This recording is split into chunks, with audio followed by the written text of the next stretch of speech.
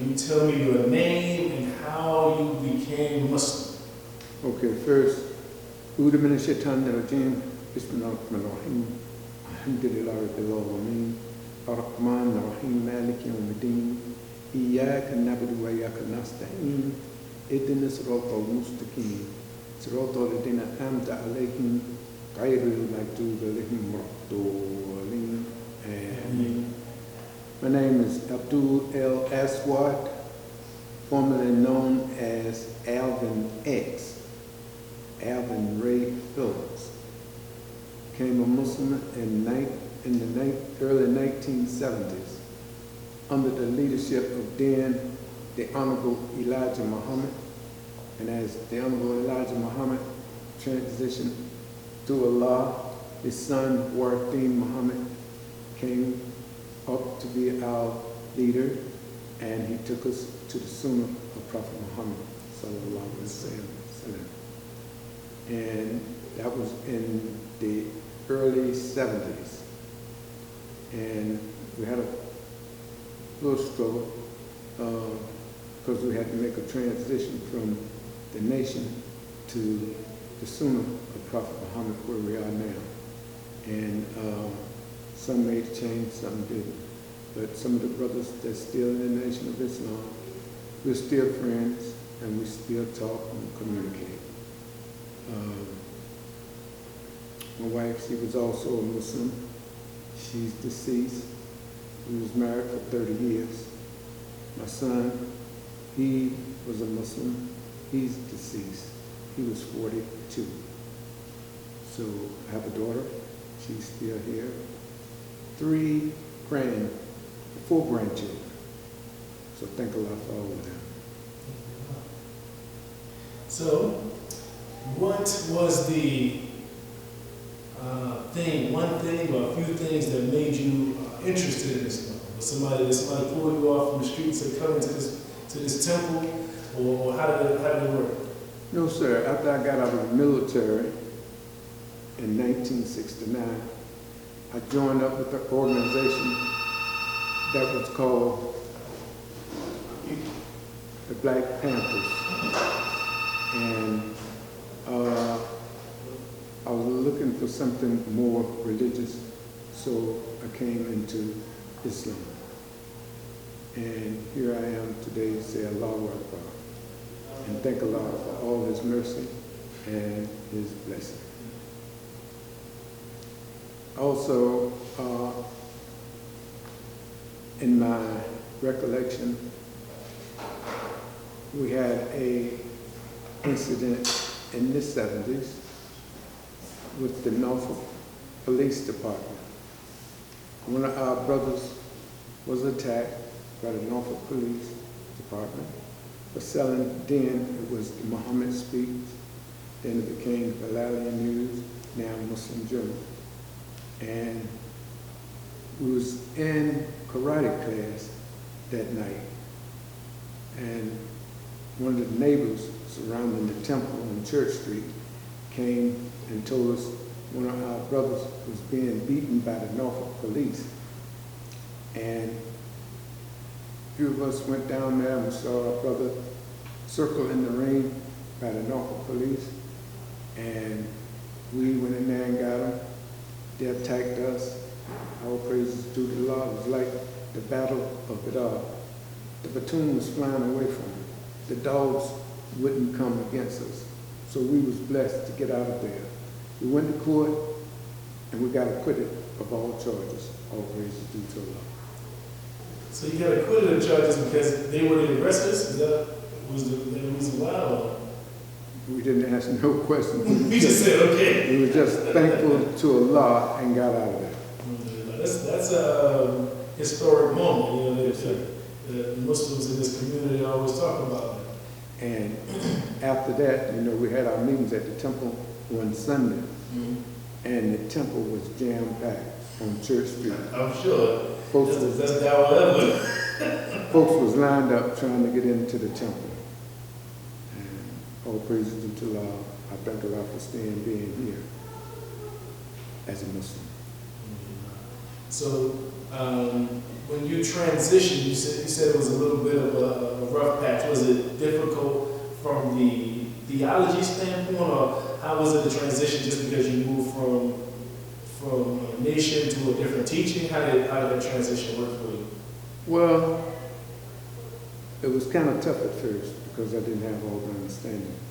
But as Imam Watertheen Muhammad began to tell us why we should transition to the Sunnah of Prophet Muhammad, we began to understand, because at first we had chairs in the temple and we had to take them out.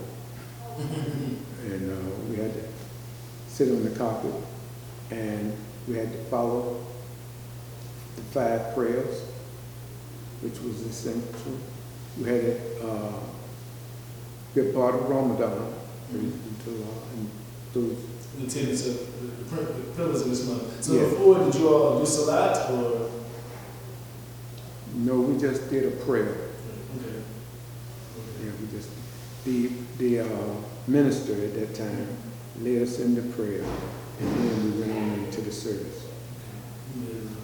So for people who are interested in Islam now, what advice would you give them? I would tell them to study and learn something about the religion, the do's, the don't, and the best part is that they are connecting with a universal God instead of saying prayers to Isa, and but to get to know Almighty God, which is Allah. That's what I tell my grandchildren and my children. And one of them is supposed to come with me to the masjid next Juma. Inshallah. Inshallah.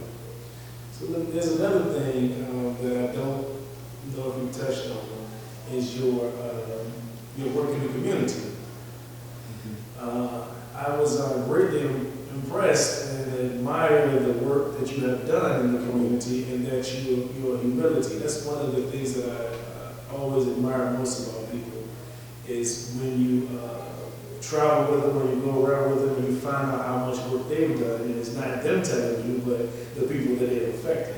So the places I go to, and I'm trying to do some community work, and I found out you've been paving the way for me years before I came on the scene.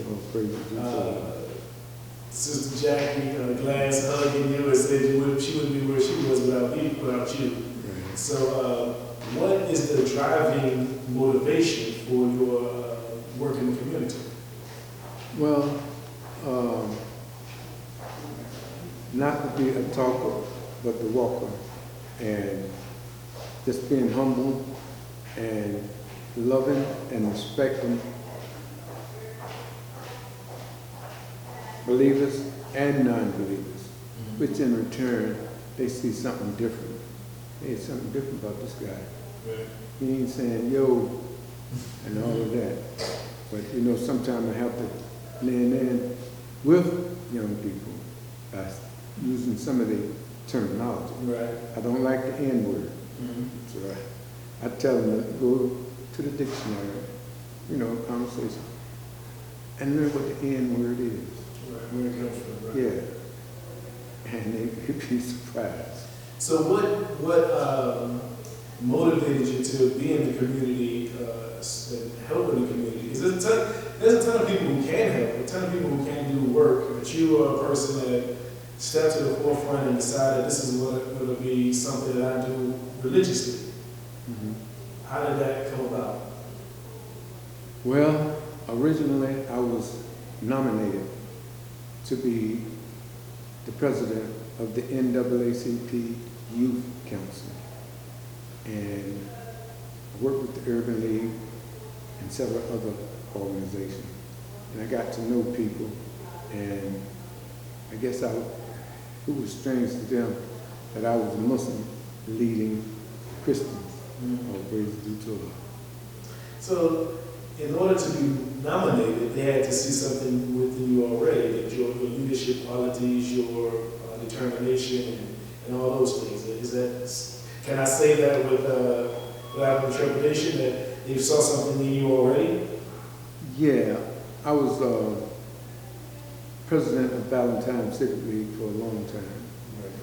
Prior to that, NAACP, as I mentioned, youth leadership for a long time, and working with neighbors in the neighborhood, just checking on them. You know, raised up as a Christian, and I remember a lot of the good things. One was love thy neighbors as thyself, and I carried it on, and I sort of followed the path of my parents. They were connected in the community, and the neighbors really loved them. Alhamdulillah. So it's a family tradition, right? It's Yes, in the sir. blood, right? Yes, sir. I figured if I keep digging, I'll find out where it comes from. Right? It wasn't. They didn't just nominate you out of the blue. You know? No. It's because they saw something in you already. Alhamdulillah, and you use your efforts to better the community. I want to accentuate that because I want everyone else to be able to realize that they can make a difference in their area, in their neighborhood, in their community, and that's how changes are made. I think all too often we see Malcolm X and people want to be Malcolm X, or they want to be the Honorable Elijah Muhammad, or they want to be Louis Farrakhan. Just be that person for your community. If you have everybody in the community in that way, then we'll make changes that we want to make instead of looking at one person as a leader. Because it can be the case, you are the person as a leader, and you help to do what make other leaders. Sister Jackie Glass said she became a council member because, not a council member, but a representative because of you and your leadership. That's what leaders do, they make other leaders, inshallah. So any parting words, anything you wanted to add to this that you want to tell the public? Well, just thank Allah, alhamdulillah, for being Muslim, still being here, because I had some incidents, was kind of out for about 3 times, and I thank Allah for letting me still be here on earth, not just to take space, but to help. Be useful, right? All right, I appreciate that. I thought it was going to be a very long one. You got a lot of stuff. You're a humble person. So you just say what you need to be said, what needs to be said. Alhamdulillah. I appreciate you very much, brother, and may you continue your efforts, and may Allah reward you for all the good that you have done, but more good. Alhamdulillah. So, there's a lot to say, but I cut it short. You can say some more. You know. Well, no, we'll be in here quite some time, and I just don't want to make up things. I want to pull out the truth. So just thank Allah for the believers here, the imam here, and all of us. Appreciate it. Assalamu alaikum. Walaikum salam.